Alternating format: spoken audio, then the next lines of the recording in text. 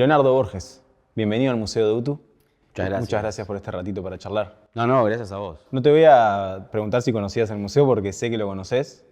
Vamos a develar un misterio, que es que sos compañero nuestro acá en el museo. Exactamente. Igual es interesante lo que sucedía antes de que yo ingresara acá a trabajar hace un par de años, y es que no conocía el museo, que es algo que se repite de alguna manera a lo largo de las personas que hablan, de que en realidad es un lugar bastante desconocido y que, bueno, nuestra misión en este caso, y que está siendo bastante buena, creo yo, es dar a conocer este museo, este centro cultural en realidad, que tiene todas estas actividades, incluyendo Cultura en el Centro, que es como una parte de la extensión de alguna manera del museo. Sí, de los entrevistados que tuvimos, el único que nos dijo que lo conocía era Leonardo Abercorn, y después el resto no lo conocía y se sorprendió.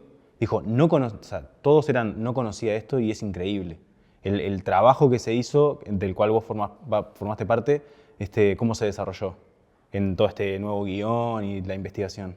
En realidad, digamos que el trabajo en un museo, en mi caso, era algo nuevo, ¿no? Entonces, obviamente, hubo que estudiar mucho, tuvo mucho que ver nuestro capitán en este caso, que es Luis Peña, el gran artista plástico, que es de alguna manera gestor de este espacio y de todo el centro cultural, y de alguna forma, bueno, pensar la UTU desde una perspectiva museística, ¿no? La UTU tiene la particularidad de que comienza en 1878, más o menos contemporánea con la Reforma Vareliana, y comienza un proceso muy constante de evolución y de cambio hasta llegar a 1942, que es el surgimiento de la UTU como tal, de la Universidad del Trabajo del Uruguay.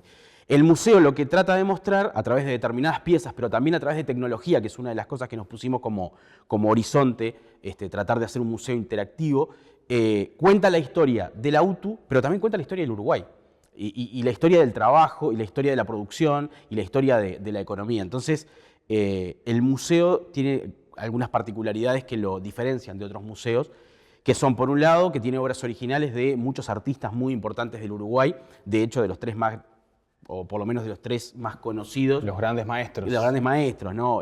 Blanes, Figari y Belloni. Y por otro lado, también tiene piezas de diferentes texturas, piezas de metal, piezas de papel, piezas de cuero, piezas. Entonces, también es difícil la conservación. Ahí tenés otro desafío. Entonces, todo eso arriba de la mesa fue lo que nos llevó a, bueno, a armar este guión y a generar este espacio en el cual las piezas son importantes, pero también es importante la historia que se cuenta. Eso fue como el desafío. Bien. No el museo como un cambalache de cosas que están todas amontonadas y vos no entendés nada, sino en vez de poner 8 piezas, poner una, pero contar una historia con esa pieza. Alrededor de esa pieza.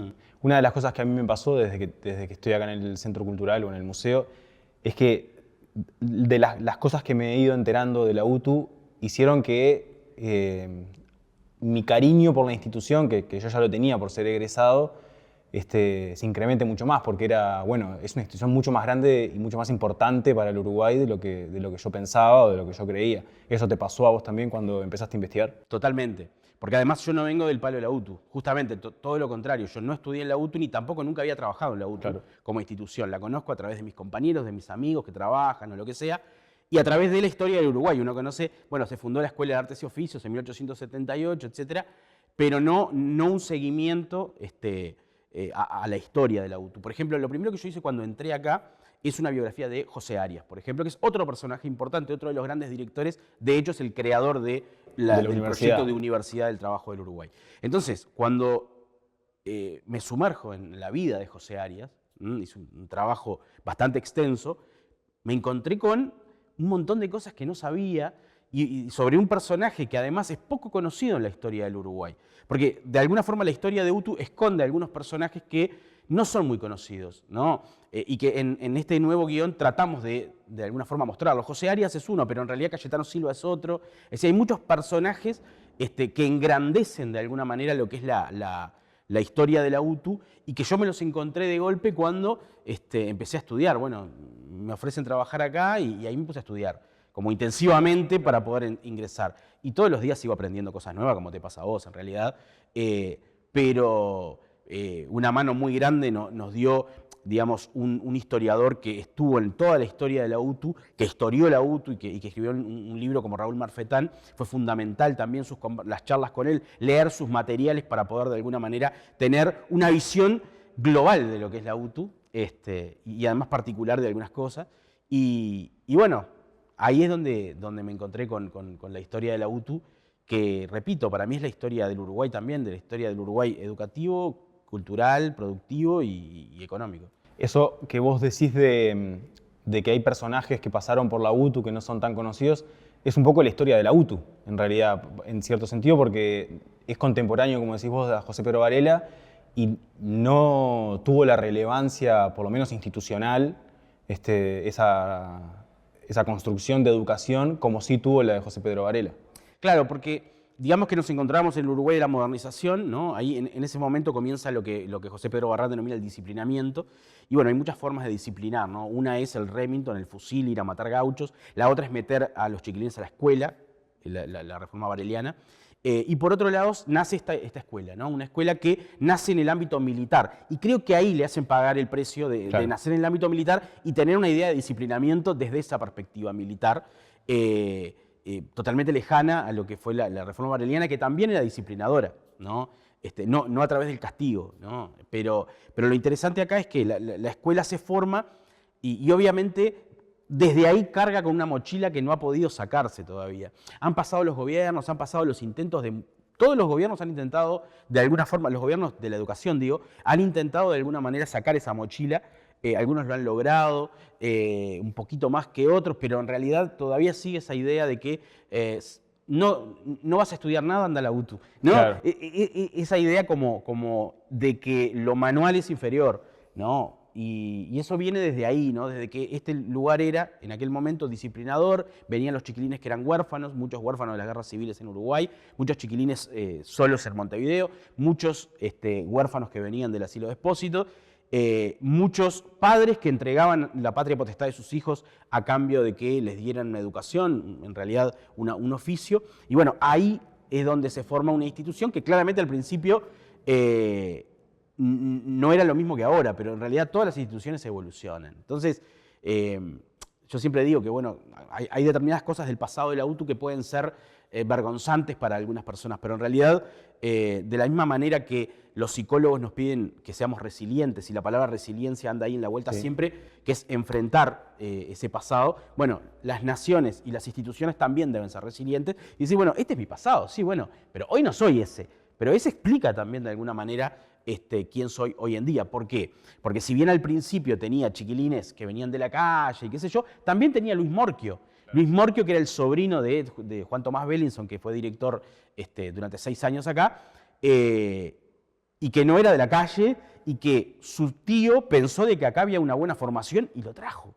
Y se convirtió en el pediatra más importante, no sé, de la historia del Uruguay, supongo yo, desde el punto de vista simbólico, no sé tanto técnico, pero simbólico es Luis Morquio, ¿no? Pero entonces, también este lugar era un lugar disciplinador, pero también era un lugar en el cual venían los mejores maestros. Y venían algunos de Europa, y tenías acá los mejores profesores de su época, tanto, no sé, venías a aprender música y tenías a Gerardo Grasso, ¿no? Claro. ¿No? El arreglador del himno y del pericón, etcétera, etcétera. Venías a estudiar escultura y tenías a Pascual Golino, ¿no? También, digamos que la realidad es mucho más compleja de lo que en general la gente divide, ¿no? Lo bueno y lo malo. No, en este caso, bueno, era una institución que tenía su complejidad en ese sentido, disciplinadora, obviamente. Acá habían calabozos donde se metían los chiquilines, en una época en la cual era aceptable ese tipo de actividades, de actitudes, pero también era lo otro. Entonces yo creo que estudiar los primeros años de la escuela está bueno por eso. ¿Ese puede llegar a ser un problema en el estudio de la historia, medir con la vara del presente actitudes del pasado? Ese es el gran problema o digamos que el error que todos cometemos. O sea, nos sale solo. Es como decir, ¿no? Rivera era esto o era lo otro. No, digo Rivera porque Fructuoso Rivera suele ser una figura a la cual se le cobran. Se le adjudican un todo. montón de... Sí, Venancio Flores lo mismo. Entonces, me pasó hace poco, fui a dar una charla y estaba hablando de de la Fundación de Montevideo y salió el nombre de Francisco Antonio Maciel, ¿no? El fundador de lo que fue el Hospital Maciel después, ¿no? Y entonces salta una persona y me dice, pero ese era un esclavista. Era una mala persona porque Claro. era un esclavista. Y claro, y vos, visto desde el presente, un esclavista te horroriza. Pero en realidad, en aquel momento, era una actividad legal. Sí, sí. Abraham Lincoln era un esclavista. Era una actividad legal. Entonces, sí, Maciel era un esclavista, pero no en el 2024. Era un esclavista en el siglo XVIII, ¿no? Entonces, medir con la mentalidad del presente al pasado es uno de los grandes errores que cometemos muchas veces, en general adjetivando, ¿no? Adjetivando bueno, malo, esto, lo otro. Y sí, hay que romper con eso. Eso es un problema historiográfico. Y cuando se investiga sin ese prejuicio. Se intenta. La historia no es objetiva. La historia no es una disciplina objetiva, pero debe tender, como decía Mark Bloch, a la imparcialidad, ¿no? Entonces vos decís, bueno, yo quiero, que es una actitud de la imparcialidad, yo tiendo quiero ser imparcial, más nunca objetivo. La objetividad, olvídate, es una quimera. Albert Pla, es un artista que a mí me gusta mucho, es un aficionado por la historia, de hecho tiene una serie de videos que se llama España de Borbón, que relata como toda la historia de la familia y la corona española. Ante la pregunta de por qué se interesaba tanto por la historia, él dijo, me gusta la historia porque la historia es mentira. ¿Qué opinión tenés sobre esa frase? Obviamente, conociendo a Albert Pla como artista, como lo conozco, sé que obviamente está buscando remover un poquito la tranquilidad del razonamiento, ¿no? O sea, tratando de molestar, que es algo que a mí me gusta hacer, entonces lo entiendo perfectamente. No es que la historia sea mentira, lo que sí la historia, de alguna forma, va cambiando a lo largo del tiempo.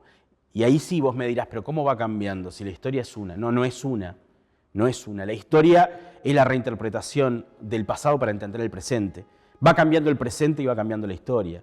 Entonces yo entiendo la frase. La frase tiende a remover y se basa en esa idea, ¿no? De que a lo largo del tiempo el relato va cambiando, ¿no? Y bueno, uno podría decir, sí, la historia es mentira. Pero en realidad la historia es flexible, es maleable. Eso sí. Pero es cierto eso de que la historia la escriben los ganadores o los ricos o... Hay un tema que creo que es importante.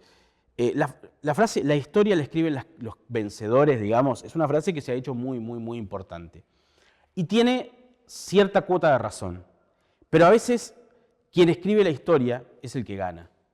No el que gana el que escribe la historia. ¿Se entiende la diferencia? Claro, sí, sí. A veces cuando vos lográs tomar el bolígrafo y escribir vos la historia, ahí sí te convertís en vencedor.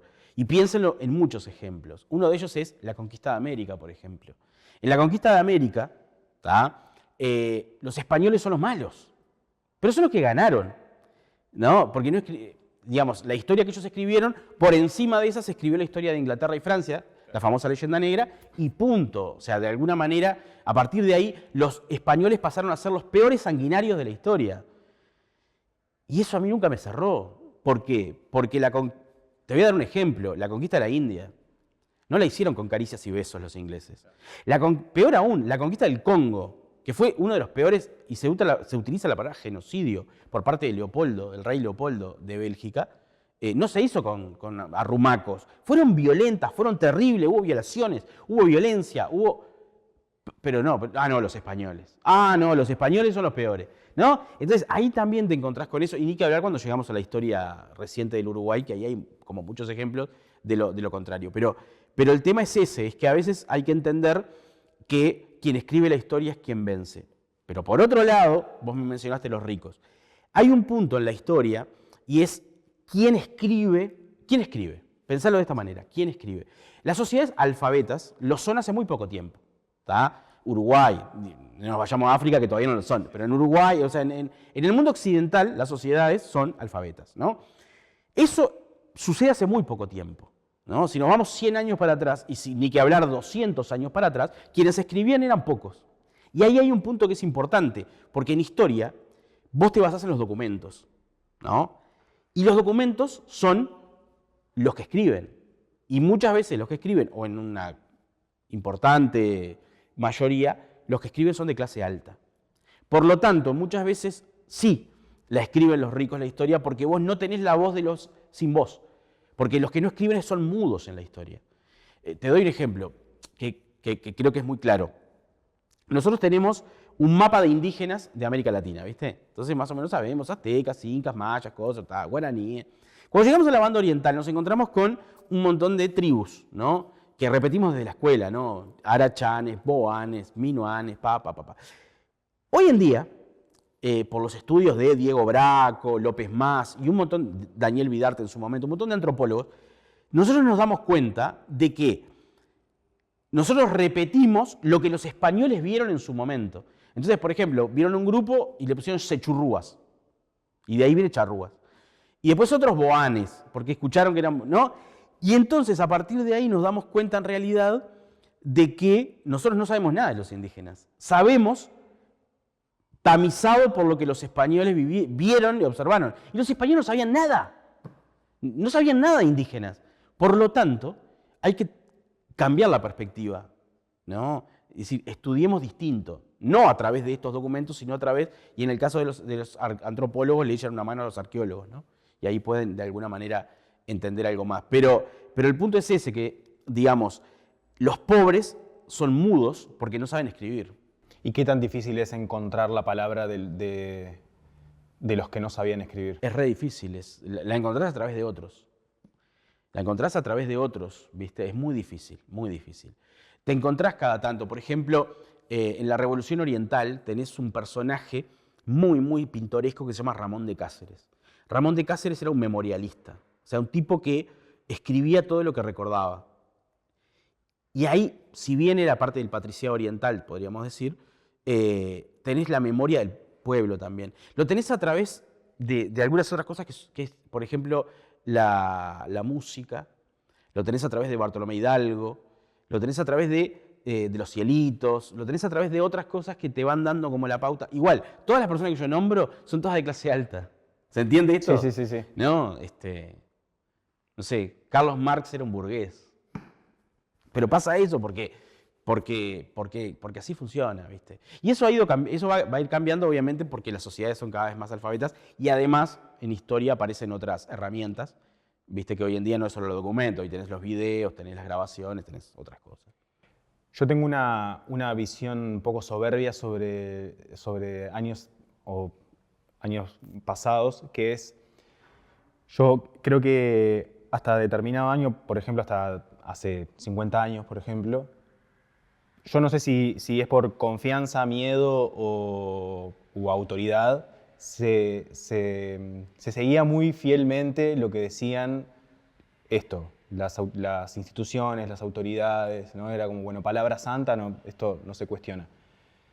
Siento que hace 50 años se empezó a cuestionar un poco más y se empezó a rever la historia por lo menos la historia nacional. ¿Eso vos lo notás así? ¿Pensás que sucede? Sí, en realidad digamos que la historia nacional uruguaya tiene muy poco tiempo, ¿no? Pero ese poco tiempo ha sido suficiente para generar un relato, ¿no? Lo que yo llamo la historia oficial, ¿tá? Esa historia oficial, es verdad, fue intocada durante mucho tiempo, ¿no?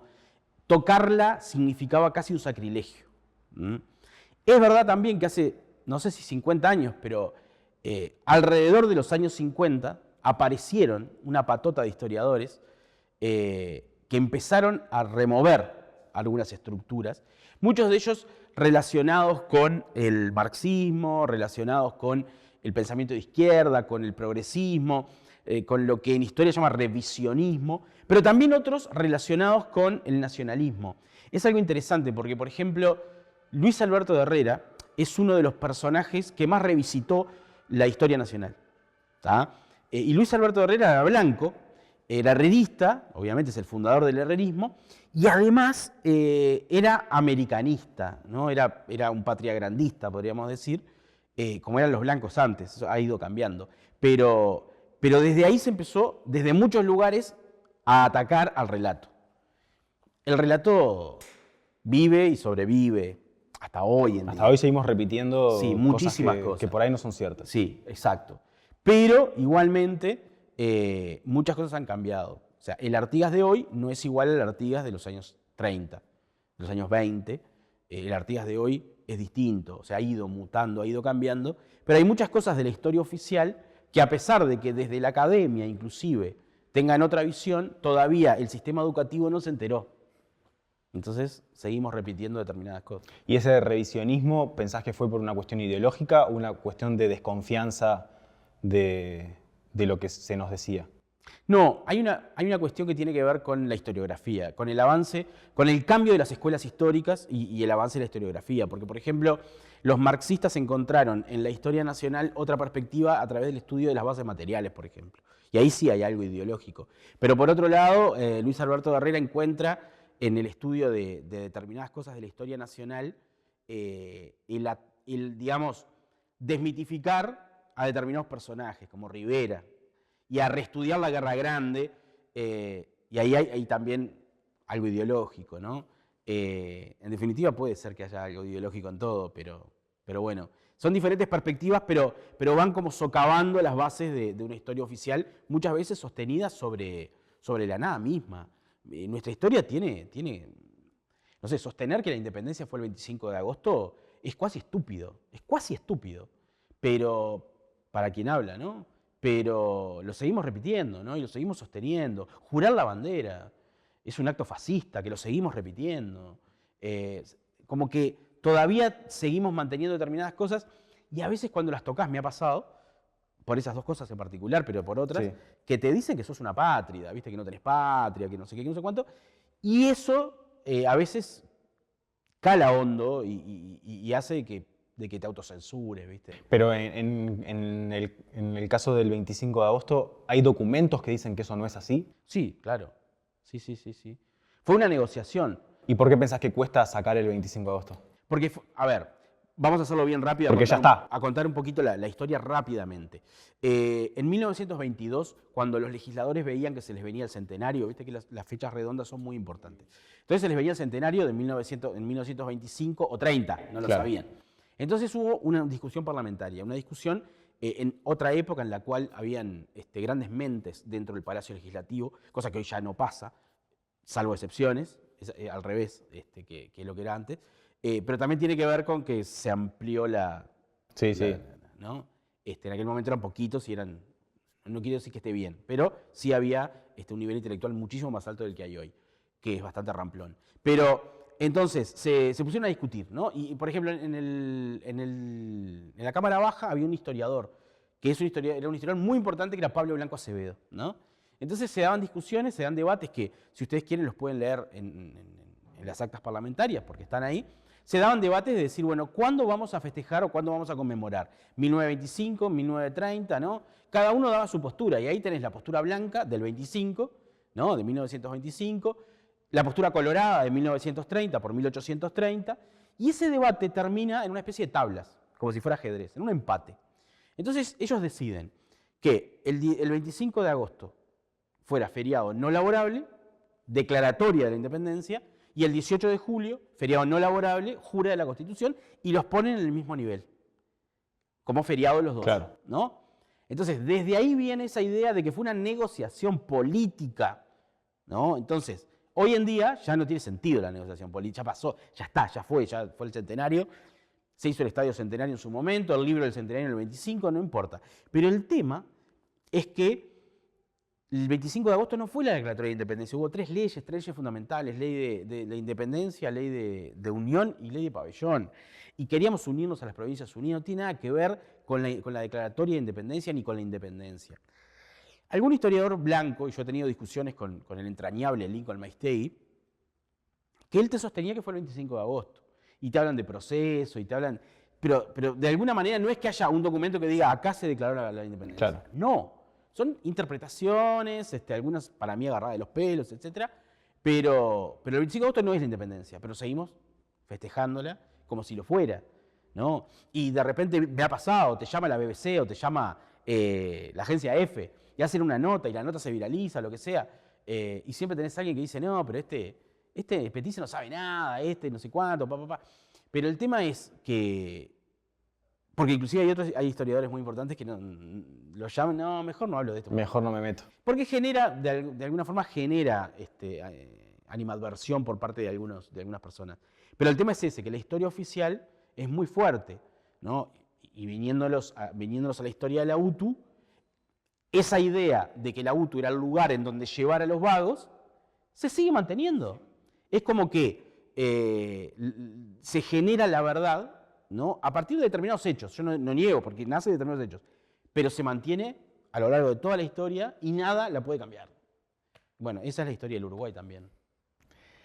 ¿Cómo se te dio a vos por empezar a investigar sobre la historia? Sobre la historia, a mí la historia no es que no me gustara, pero no era, mi horizonte era la literatura, ¿no? Cuando yo terminé el liceo en sexto, había tenido algunos profesores que habían marcado. Yo creo que los profesores te marcan la vida, para bien y para mal. En este caso, para bien, porque tuve dos profesores de historia en quinto y sexto que me volaron la cabeza y una profesora de literatura que también. Entonces yo estaba ahí en el medio, entre historia y literatura, pero quería ser escritor. Y entonces, cuando me fui a anotar, vi que la carga de gramática en literatura era gigantesca. Yo dije, no. Y me anoté en historia. Pero siempre tuve la perspectiva de que historia, o la docencia de la historia, iba a ser un trampolín para mí, o un escalón. Siempre lo tuve claro eso. Después me di cuenta que como docente no era malo, que no era malo comunicando.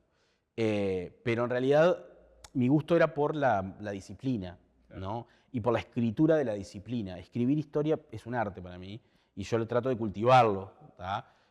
Creo en la narración, creo en el relato, no en el relato como historia oficial, sino en el relato de la historia. Creo que la historia sin relato, en algún momento se lo quisieron sacar el relato en los salones de clase, por allá por los 2000 y pico, pero no lo lograron. Así que, de alguna forma, así es como me acerqué a la historia, ¿viste? Decir, bueno, y ahí está un poco lo de Albert Pla, de que la historia es mentira, que es una ficción, podríamos decir, porque yo creo que la historia tiene mucho de historias con minúscula, de narración, Claro. y de ficción, ¿no? Por eso yo siempre dije que la mejor forma de aprender historia es a través de la novela histórica. A mí me encanta la novela histórica, nunca me animé a escribir una novela, llegué a los cuentos. Pero la novela histórica es como el sumum, la buena novela histórica. No sé, si vos me decís, yo quiero saber sobre la toma de Paysandú, yo te digo, léete No robarás las botas de los muertos del negro Delgado Paraín, por ejemplo. Claro. ¿No? Entonces, yo creo que hay como una comunicación constante entre la historia y la literatura. Y por ahí me metí y terminé acá. Pero en esto que decís de que la historia se construya a partir de historias con minúscula, ¿cuánto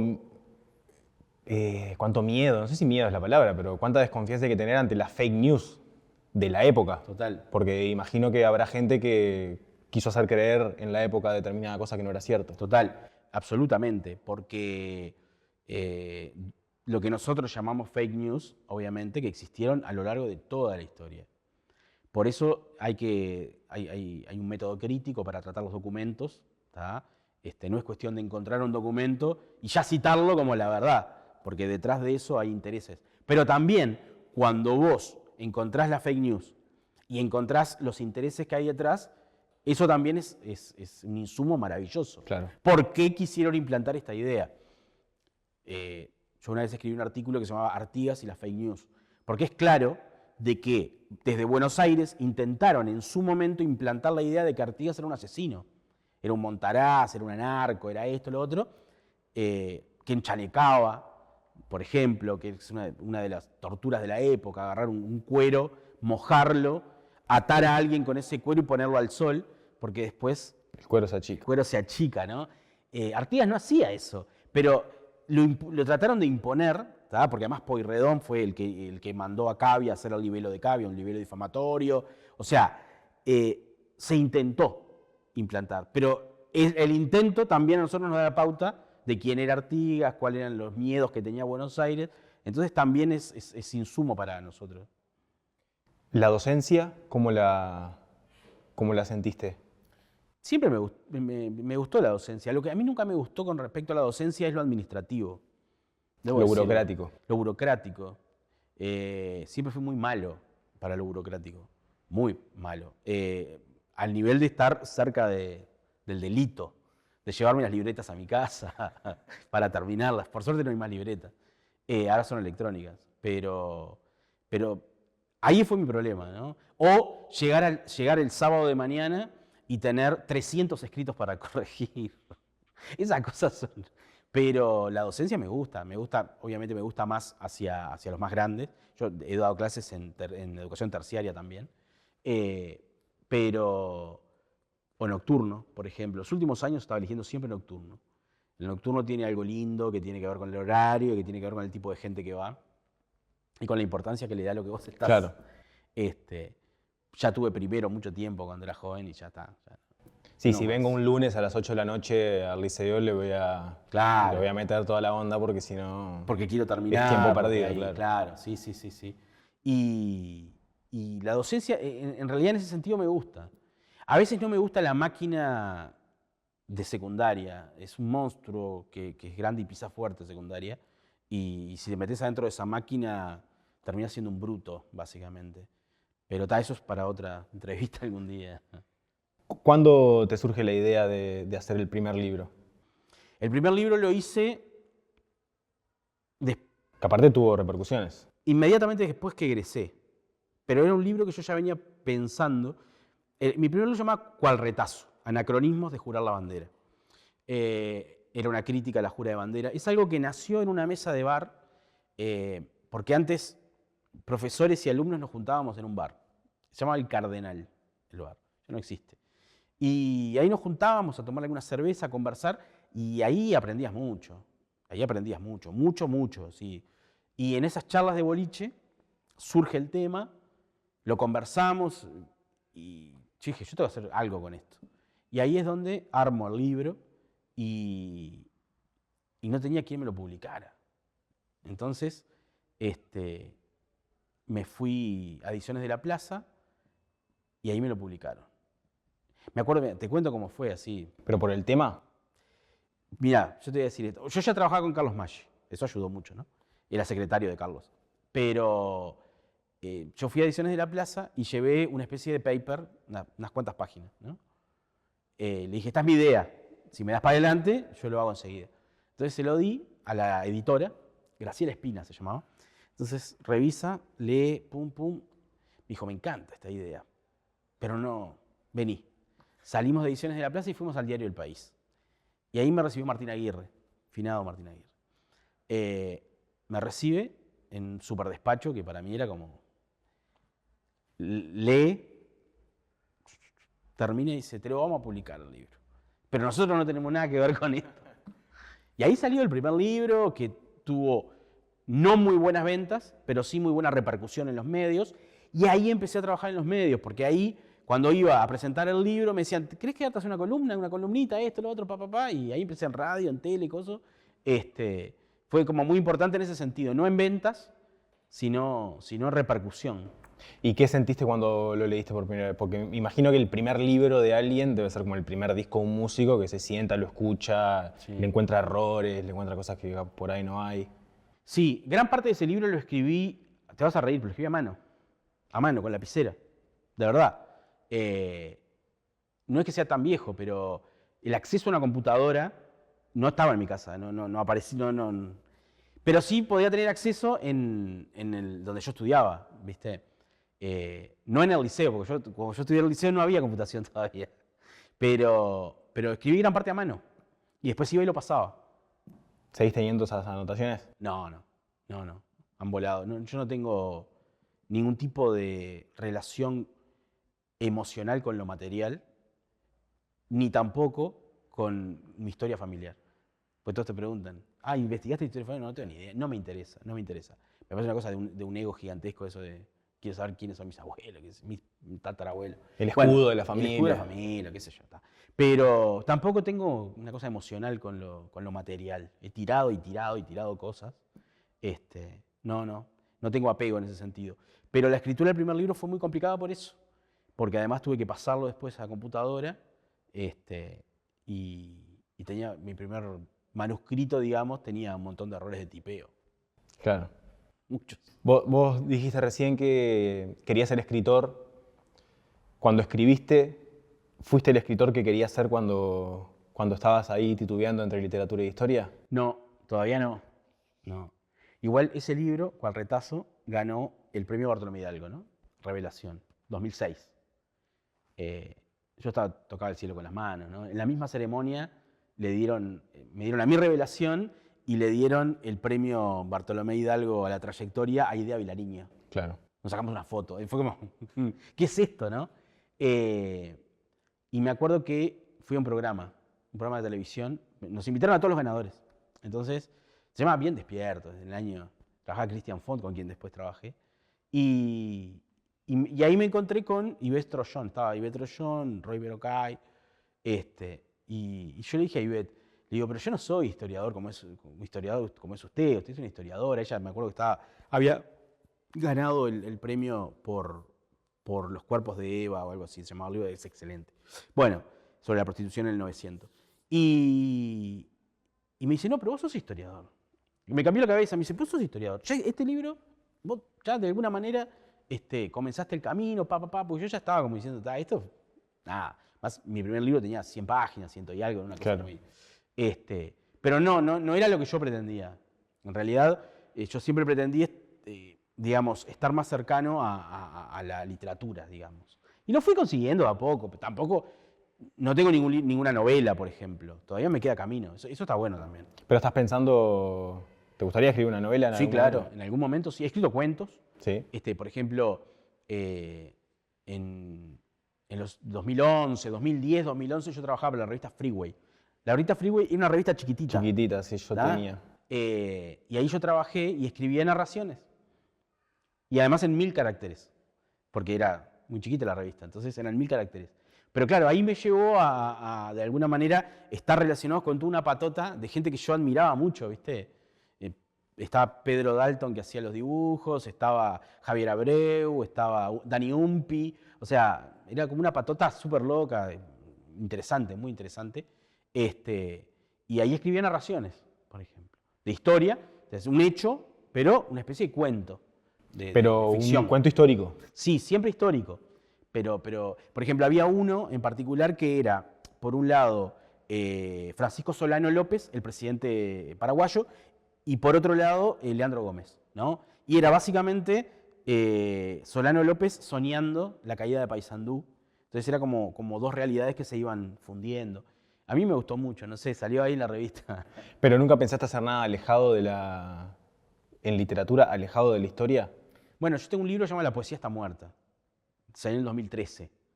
Pero tiene cosas de historia, porque es un ensayo que sostiene como hipótesis que la poesía está muerta, y además de poesía. ¿Poesía tuya? Sí, claro, todo. Sí, es un libro largo, es un libro que tiene 250, 260 páginas. Y, por ejemplo, yo trabajo al principio todo obviamente un ensayo que tiene mucho de historia sobre la poesía, ¿no? La historia del arte y la poesía dentro del arte. Y por otro lado, agarro temas como la nostalgia, el dolor, el suicidio, etc. Hago mi análisis de cada tema y poesías sobre cada tema. Hay muchas letras de canciones ahí, en realidad también. Claro, porque otra faceta tuya es bajista. Sí, del claro. Asilo de la Bestia. Exacto, el Asilo de la Bestia. Y muchas de las poesías que están ahí son canciones hoy, del Asilo, sí. ¿Sos de revisar la historia de la música? Así como lo haces con la historia en general.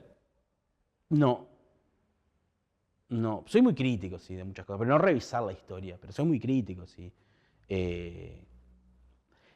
Digamos, yo creo en la libertad absoluta, ¿no? La libertad es como una palabra muy importante para mí, ¿no? Cada uno tiene libertad, etcétera, etcétera, de hacer lo que quiera, pero tengo determinados cánones que no me gusta romper, y entonces, bueno, si salen de esos cánones, como que, bueno, no sé. ¿Cómo te manejas con las fuentes y el chat GPT? ¿Lo usás? ¿Usás las tecnologías para...? Nunca entré en mi vida al ChatGPT. ¿Y qué opinas? No sé cómo entrar. No sé. ¿Tenés que pagar? No sé si tenés que pagar. Hemos Pero- hablado. No. Pero ¿opinás que es una amenaza para los escritores? ¿Es una amenaza para los docentes? Puede ser para los docentes. Digo, puede ser que eso genere cambiar determinadas mecánicas. ¿Viste? No es tipo, te voy a mandar un trabajo. No te voy a mandar un trabajo. Vamos a hacerlo acá. Claro. O cambiar la lógica. No sé, no te voy a enviar, junten información sobre, o traigan información sobre. No, vamos Vamos a tratar de leer fuentes y tratar de analizar las distintas visiones de distintos historiadores o el mismo hecho visto por diferentes personas. No sé, el Graf Spee que explota y por un lado algunos están contentos y por otro lado algunos están haciendo el saludo nazi, entonces vos ahí tenés diferentes visiones. Lo mismo en historiografía, bueno, hay diferentes personas que piensan que la independencia del Uruguay fue en diferente época, bueno, tratemos de analizarlos y ver de alguna forma quién tiene razón, ¿no? Según cada uno. Claro. Y ahí sí cambia la visión, no sé, capaz que las lógicas educativas pueden cambiar, pero han venido cambiando históricamente, de la fotocopia, en la Edad Media se vendía una cosa llamada florilegia. La florilegia era un librito con el resumen de los antiguos. Entonces, traeme una florilegia de Aristóteles, ¿no? Traeme una florilegia, ¿no? Sí. De Platón. Entonces ellos estudiaban en eso, que imagínate lo que significaba. No estás leyendo a los antiguos, estás leyendo a alguien que leyó a los antiguos y que hizo un resumen. Bueno, eso generó impacto. Y bueno, siempre pasa eso. Entonces hay que tratar de ayornarse en ese sentido. ¿Vos decís que aumentó hace que los docentes requieran de más creatividad a la hora de trabajar con los estudiantes? Supongo que sí, sí. Y en historia particularmente vamos a tener que ir hacia un lugar, esto lo digo hace mucho tiempo, vamos a tener que ir hacia un lugar de analizar documentación. Y entonces que el alumno aprenda el hecho de investigar. A buscar esa documentación. Sí, ya que estamos hablando de competencias, esa es una competencia importante que tendríamos que hacer, pero que los docentes de historia tienen un problema y es que tienen pocas horas. Claro. Y tienen un gigantesco plan de estudio, un programa gigantesco, y entonces no les da el tiempo para poder, de alguna forma, hacer esas cosas que sé que todos los docentes la pueden hacer y la hacen. Y vos decís que en la búsqueda de esas fuentes es importante, imagino, la fidelidad de la fuente. Porque hay fuentes que son recomendables, fuentes que no son recomendables. Cuando vos trabajás y cuando vos investigás, ¿te manejás más con las fuentes de internet, con las fuentes del boca a boca, con ir a la biblioteca a leer un libro o a buscar documentación acá, por ejemplo, en el archivo de UTU? ¿Cuál es la que más te gusta? No, sí, sin duda ir a los archivos, ¿no? No es que me guste, es aburrido los archivos. Hay que hacerlo. Hay que hacerlo, sí. Es parte del trabajo, digamos. Además, en general, mientras vas más para atrás, cambia un poco la gramática del español y las letras son, Dios mío, no entendés nada, tenés que... Bueno, hoy en día puedes sacar una foto, agrandar, pero no, ir a los archivos es la base, ir a los archivos, obviamente. Lo que pasa es que hoy en día Internet te da algunas particularidades. Por ejemplo, cuando yo estaba investigando mi último libro, Nazis en el Uruguay, había una bibliografía que yo necesitaba, que eran algunos libros contemporáneos de aquel momento. Sí. Y dije, bueno, voy a tener que meterme en la Biblioteca Nacional e ir, como hice tantas veces, pero como que me daba un poco de pereza. Y entré a internet y estaban los libros en PDF. Claro, es una amplitud Total. mucho mayor. En Internet Archive, ahí estaban, y estaban en PDF, y estaban todos los que yo precisaba, estaban ahí. No necesité ir a una biblioteca. Mucho más fácil. Estaban ahí. Y con respecto a este libro, ¿qué cosa te sorprendió que vos dijiste, esto la verdad que no me lo esperaba, con respecto a los nazis en Uruguay? Porque hay mucha cosa que se sabe, mucha cosa que se sobrevuela ahí en... Sí, lo de la confitería ya lo sabemos todos. No, hay una cosa que a mí me sorprendió mucho, y a mí en los últimos meses me ha tocado dar muchas charlas a personas de la colectividad judía. Y yo siempre les marco esto como algo muy grave, mucho más grave que las pintadas que las había, antisemitas, que las bombas de alquitrán que se tiraron al círculo israelita, que todas esas cosas. Y tiene que ver con que el gobierno de Gabriel Terra, presidente del Uruguay, intentó de todas las maneras posibles que los inmigrantes que venían de Europa, que eran judíos, no entraran a Uruguay. Y esos inmigrantes, de alguna manera, venían escapando de una violencia que venía increyendo en Europa, obviamente que termina con los campos de concentración, etc. Y todos sabían que esos judíos que venían de Europa venían porque estaban escapando de esa, no de la guerra todavía, sino de la violencia que se estaba generando y el antisemitismo que había cobrado forma bastante violentas. Y entonces el gobierno de Terra intentó a través de una especie de ley en la cual los, los que vinieran a Uruguay tenían que mostrar pasaje de vuelta para quedarse, ¿no? Una cosa que hacen en Estados Unidos y eso, ¿no? Pero obviamente que no era solo para judíos, pero tenía una intención, Claro. y era que no se quedara. Finalmente no se llevó adelante, pero hubo una intención gubernamental de que esto sucediera en un gobierno de Terra bastante antisemita, ¿no? Y obviamente fascista. ¿Te llevó mucho tiempo culminar el libro? No, en general no. A mí los libros me llevan a escribirlos 2 meses. Pero sí me llevó un tiempo, poner 6 meses de juntar información. La investigación. Después sí, escribir es lo más lindo, es lo que se va dando. ¿Tuviste que recorrer el Uruguay? No, ¿No? no, me moví a algunos lugares, pero acá en la vuelta, porque además, obviamente que cuando yo describo la realidad de Colonia de Nueva Helvecia, por ejemplo, no fui a Nueva Helvecia, no necesité ir a Nueva Helvecia. Claro. Me han invitado ya y voy a ir, pero claramente no necesité ir porque claro, siempre, porque además hay un trabajo que yo trato de ser muy riguroso en eso, y es citar a mis colegas. O sea, nunca vas a ver un libro mío en el cual yo defina algo que definió otro y no lo diga. Y hay muchos libros que yo cito, obviamente, y que tienen que ver con esas cosas, con Nueva Helvecia, con Paysandú, etcétera, lugares nazis. Bien, te vamos a hacer la última pregunta. Te vamos a regalar un libro del proyecto editorial de UTU, un libro que sé que no tenés. No lo tengo. El Mirador del Próspero de José Enrique Rodó. Sí. José Enrique Rodó es uno de los personajes olvidados de la historia nacional, ¿no? Obviamente de la literatura, pero digo de la historia nacional, porque además fue diputado. Y José Enrique Rodó se peleó con Valle.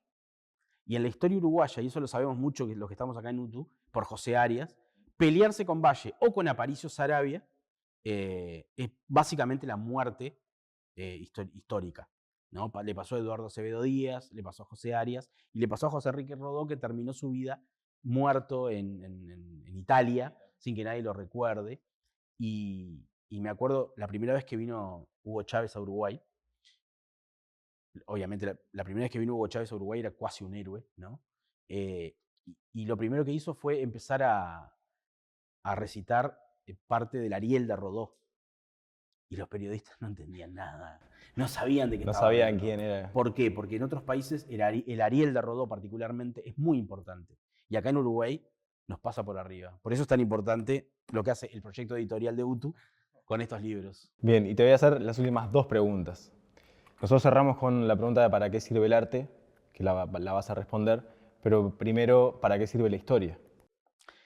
Bien, esa es una pregunta muy profunda, porque la historia como disciplina, no la historia como ficción, como la story, como dicen los norteamericanos, sino la history como disciplina, ¿tá? Tiene que ver con el autoconocimiento de las sociedades. Como las personas, de alguna forma, necesitamos conocernos a nosotros mismos para poder interpretarnos, y así que nos interpreten los demás, las sociedades les pasa lo mismo. Las naciones, en este caso, o a las sociedades, les pasa lo mismo, ¿no? Hace muchos años yo conocí a una persona que no conocía su fecha de cumpleaños. Había nacido en un cuartel, su madre era una desaparecida, pero esa nena se había salvado. Se la habían entregado a un familiar y ella no sabía qué día había nacido. Sí sabía que había nacido, ponele, entre el 1 y el 4 de agosto. Ponele. Más o menos ahí, pero no sabía la fecha exacta. Hasta que terminó hablando con una de las que estuvo presa con su madre y logró dilucidar eso. ¿Por qué yo hablo de esto? Porque tener una fecha, por ejemplo, yo no creo que sea algo negativo. ¿Tá? Tener una fecha como, por ejemplo, las fechas patrias, no creo que sea algo negativo. Creo que es algo que nos reinterpreta a todos nosotros, entonces me parece una cosa que es importante. En este caso, esta persona no podía reinterpretar su presente porque no conocía su pasado, y una parte muy, muy esencial de su pasado. Por ejemplo, si yo te digo 11 de junio, para vos es una fecha que pasa, es mi cumpleaños. Para mí, el 11 de junio es una fecha importante, claro. Es representativa de muchas cosas.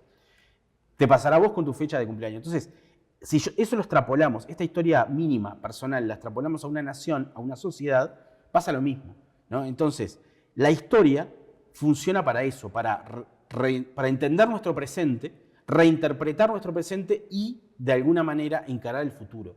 ¿Tá? Por eso va cambiando la historia, por eso no es única y no está bueno que sea única, porque si no, habría un solo libro de historia al cual le agregaríamos capítulos, claro, y siempre estudiaríamos la misma historia y siempre seríamos los mismos, no cambiaríamos, ¿no? En ese libro de historia, por ejemplo, en el libro de historia de los años 50, por ejemplo, no aparecía la mujer.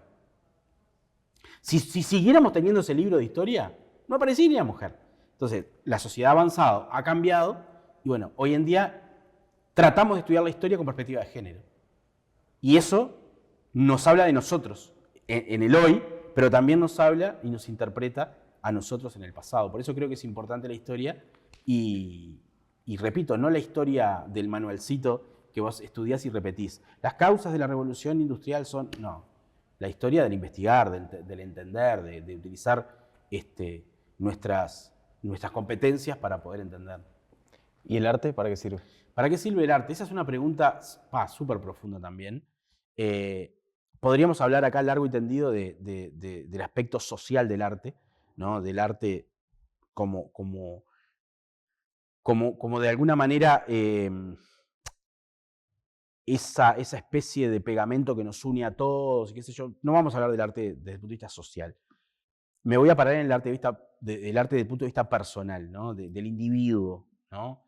El Tola Invernizzi, ese gran artista plástico, decía que todas las personas intentamos una sola cosa en nuestra vida y es trascender, ¿no? La trascendencia es lo fundamental. Y a veces intentamos trascender, obviamente, de diferentes maneras. Nuestros hijos son una forma de trascender, nuestras relaciones, y el arte es la forma de trascendencia máxima, ¿no? El arte en todas sus formas, desde la música, la escultura, la pintura, en este caso del Tola era la pintura. Entonces, creo que el arte es eso, ¿no? Es una forma de trascendencia y es la forma máxima de libertad también, ¿no? El pintor frente a la hoja, ¿tá? Frente al atril, o el escultor con su arcilla, con su masa, o el músico con su guitarra o su piano, están solos y pueden de alguna manera hacer lo que quieran. Es la forma máxima de libertad. Más allá de que, obviamente, digamos que el arte también está bajado por una línea que es la línea social y la línea, digamos, de los cánones de la época. No sé, los cánones de belleza, etcétera, etcétera, etcétera. Pero más allá, digo, no vas a ver en 1790 a alguien tocando metal. Porque, ¿se entiende? Sí.